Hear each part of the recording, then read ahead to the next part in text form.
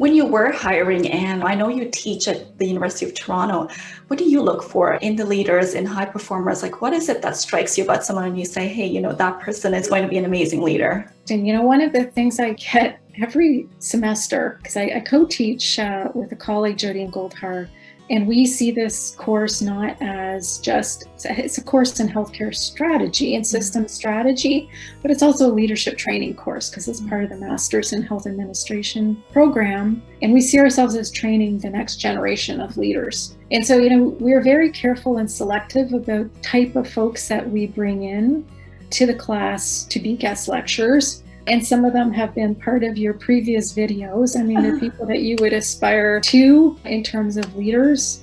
And so we show them, we demonstrate not just about strategy, but what the leadership is that we think it takes to deliver good healthcare, more strategic, and people that you want to work with and work for. And every year we get questions about halfway through the semester. And someone will say, you guys are showing us all these great leaders, but in my own job, that's not my experience. Right. And I find that really hard, because they're saying, that's not who my director is. They're very controlling. They're not open to suggestions. I find it really hard.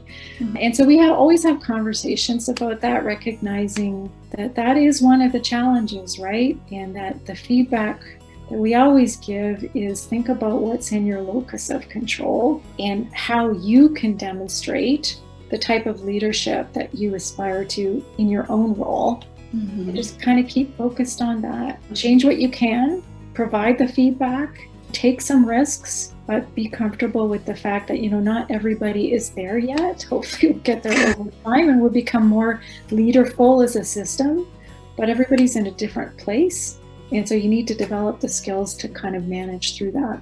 And if you had to name 3 leadership attributes that were the top of your list, what would they be? I guess my kind of words of wisdom on this are from one of my favorite authors. He was a mystery writer in Canada called Louise Penny. And she has a detective series that she writes, takes place in Quebec. And the chief inspector always tells his new recruits that the path to wisdom lies in being able to say 4 short phrases. I made a mistake. I was wrong. I need help. And I don't know. And those 4 phrases are really important when you think about leaders in any system. And, the leaders that I admire are the ones who have that right balance between, I would say, hubris and humility. And it's that humility part that makes people authentic in their leadership and makes people inspired and want to connect with you. If you just have the hubris part, you could still lead, but it's harder for people to kind of connect with you. But if you have that balance of both and you recognize when is the time for hubris and when is the time for humility, people will be more inspired and likely to follow you. So that's just something that maybe I want to leave with. That's beautiful. I love that. Because it's really your warmth, right? People need to trust you, look at you as a person first. Absolutely. And you need to convey that humanity. And I know you mentioned you teach the healthcare strategy course at the University of Toronto, and I've heard it's a very popular course. Are there any takeaways or lessons you'd like to share? I think that the one that I was mentioning before was probably that think about the type of leadership you aspire to. And so I guess when I think about, because a lot of people coming to me and asking for advice about their careers and, they've been offered maybe a role and they're not sure whether they should take it.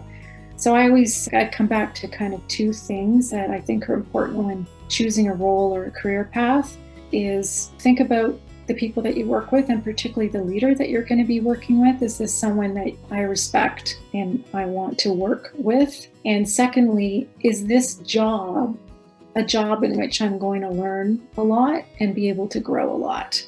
Salaries, titles, that's not what I would suggest people focus on, although I get people have mortgages and all of that. I had a conversation recently with one of my former students who's taken a leave and now is getting back into the workforce and was having this very same question about, I'm not sure if this is the right role for me. It feels like a step back. So my advice was, who are you going to work for?